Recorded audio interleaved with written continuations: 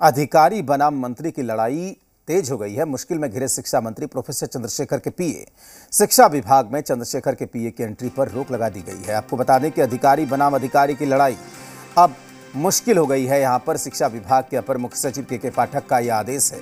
पीए से सवाल किस हैसियत से डॉक्टर लिखते हैं, सबूत दें। और ये पीए से सवाल किया गया है कि आप किस हिसाब से ये लिखते हैं, इसका सबूत दें। तो शिक्षा विभाग के अपर मुख्य सचिव के पाठक का यह आदेश है, यानी कि अब ये लड़ाई गहरा गई है। आपको बता दें कि चंद्रशेखर के पीए ने, आप्त सचिव ने एक चिट्ठी यहां पर लिखी थी और इस चिट्ठी के बाद अब ये पूरा मामला सुर्खियों में आ गया है। आपको बता दें कि शिक्षा मंत्री के आप्त सचिव डॉक्टर कृष्णानंद यादव को चिट्ठी लिखी गई है। ये चिट्ठी शिक्षा विभाग के निदेशक सह अपर सचिव सुबोध कुमार चौधरी ने लिखी है और इस खत में पीत पत्र के बदले में आदेश दिया गया है। लिखा गया है कि पिछले एक सप्ताह में आपके द्वारा भांति भांति के पीत पत्रों में भांति भांति के निर्देश विभाग और विभागीय पदाधिकारियों को दिए गए। इस संबंध में आपको आगाह किया गया था कि आप आप्त सचिव बाहरी के तौर पर हैं, बाह्य तौर पर हैं, अतः आपको नियमतः सरकारी अधिकारियों से सीधे पत्राचार नहीं करना चाहिए। लेकिन आपके लगातार जारी अनर्गल पीत पत्रों और अविवेकपूर्ण बातों से ये पता चलता है कि आपको माननीय मंत्री के प्रकोष्ठ में अब कोई काम नहीं है और आप व्यर्थ के पत्र लिखकर विभाग के पदाधिकारियों का समय नष्ट कर रहे हैं।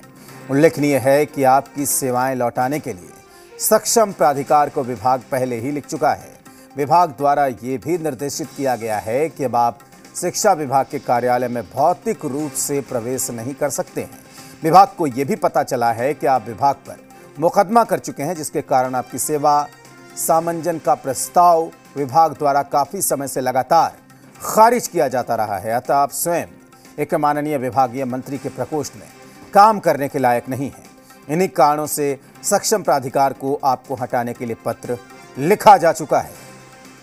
तो ये उल्टा पड़ता जा रहा है ये पूरा मामला। आपको बता दें कि जिस तरीके से शिक्षा मंत्री प्रोफेसर चंद्रशेखर के पीए ने ये लेटर जारी किया था, मंत्री के पीए ने जो लिखा था, उसका जाहिर तौर पर यह मतलब था कि यह बात मंत्री का पीए नहीं, मंत्री जी खुद कर रहे हैं। और इसी बात पर बिहार भर में इतना बबेला मचा था। लेकिन अब उस पत्र के बदले में पीए पर कार्रवाई हो गई है। पीए के शिक्षा विभाग में घुसने पर रोक लगा दी गई है। हमारे वरिष्ठ सहयोगी प्रशांत झा हमारे साथ जुड़े हुए हैं। प्रशांत जी, सीधा मतलब है कि मंत्री का पीए तो कुछ लिख नहीं रहा होता है, उसका नाम होता है, बात मंत्री की होती है। और ऐसे में अगर आप्त सचिव पर कार्रवाई होती है, हटाने की बात होती है, ये बात होती है कि आप शिक्षा विभाग में घुस नहीं सकते, तो इसका मतलब तो ये सीधे चुनौती है प्रोफेसर चंद्रशेखर को और पूरी आरजेडी को।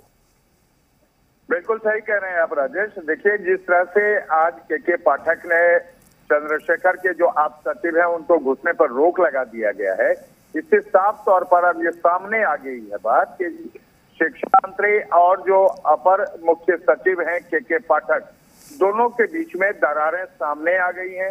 इससे पहले राजभवन के मामले को भी लेकर के पाठक ने सवाल उठाया था, लेकिन अब जो मामला सामने आया है इसमें साफ तौर पर जाहिर होता है कि के पाठक अपने आगे चंद्रशेखर को भी नहीं सुन रहे हैं। हालांकि कई मंत्री इसको लेकर के, जो आरजेडी के मंत्री हैं, जेडीयू के मंत्री हैं, उन लोगों ने के पाठक पर अनर्गल आरोप भी लगाया है। लेकिन जिस तरह से श्रवण कुमार ने साफ तौर पर कहा कि एक कड़क अधिकारी के रूप में जाने जाते हैं के पाठक, और शिक्षा विभाग में जो अब तक अनियमितताएं चल रही थी उसको लेकर के ये उनका बड़ा कदम भी है कि उन्होंने सीधे तौर पर अब शिक्षा मंत्री को चुनौती दे दी है और उनके पीए को शिक्षा विभाग में घुसने पर रोक लगा दिया है। इससे भी बड़ी बात है राजेश कि देखिए, शिक्षा विभाग में अब तक ये होता रहा था कि शिक्षा मंत्री जो सवाल आज अपने पीत पत्र में उठाए थे, उसके लिए भी के पाठक ने इंगित कर दिया है कि वो उन्हीं की तरफ से वो किया गया है।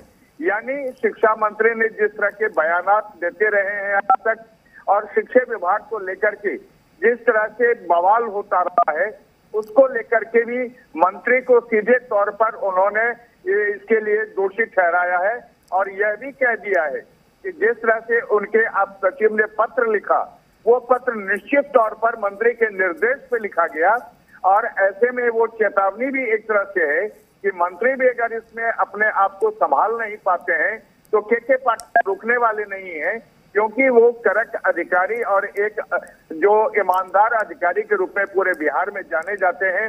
और के पाठक का जो ये फैसला है, सीधे तौर पर चंद्रशेखर और आरजेडी को ये चुनौती, इसको आप मान सकते हैं। बिल्कुल प्रशांत जी, एक सवाल यहाँ पर यह भी बनता है कि जिस तरीके से आरजेडी के प्रवक्ताओं ने, आरजेडी के नेताओं ने इसको डिफेंड किया, कल से लेकर आज तक लगातार बयान देते रहे। आज भी हमारी बात हुई है आरजेडी के प्रवक्ताओं से, उन्होंने कभी नहीं कहा कि ये जो गलत किया, काम ने सुझाव दिया था। ऐसे में अब जब कार्रवाई हुई है, एक्शन हुआ है, तो क्या एक सियासी संकट खड़ा नहीं हो सकता है?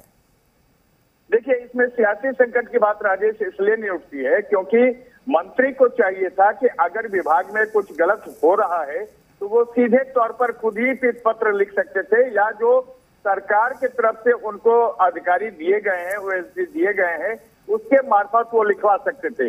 लेकिन उन्होंने जो निजी सचिव है उनके मार्फत ये पत्र लिखवाया, और इसको लेकर के पाठक और जो सुबोध कुमार हैं, जो निदेशक प्रशासन है शिक्षा विभाग के, उन्होंने सवाल उठाया है। और सीधे सवाल मंत्री पर ही है, क्योंकि पीठ पत्र जो लिखा जाता है वो किसी भी विभाग में वो मंत्री के निर्देश पे होता है। और मंत्री के निर्देश पर जब ये पत्र जारी किया गया है तो शाम होते होते के पाठक ने इसका करारा जवाब दिया है। दूसरी बात ये है राजेश इसमें कि जो प्रधान सचिव होते हैं, जो अपर मुख्य सचिव होते हैं किसी भी विभाग के, वो कार्यपालिका के प्रधान होते हैं। मंत्री पूरे विभाग के प्रधान होते हैं। मंत्री अगर ये पत्र अपने दस्तखत से लिखते, अपने हस्ताक्षर से लिखते, तो निश्चित तौर पर ये संकट की बात। शक्ति यादव इस वक्त हमारे साथ जुड़े हुए हैं, जरा उनसे बात कर लेते हैं, फिर मैं लौटता हूं।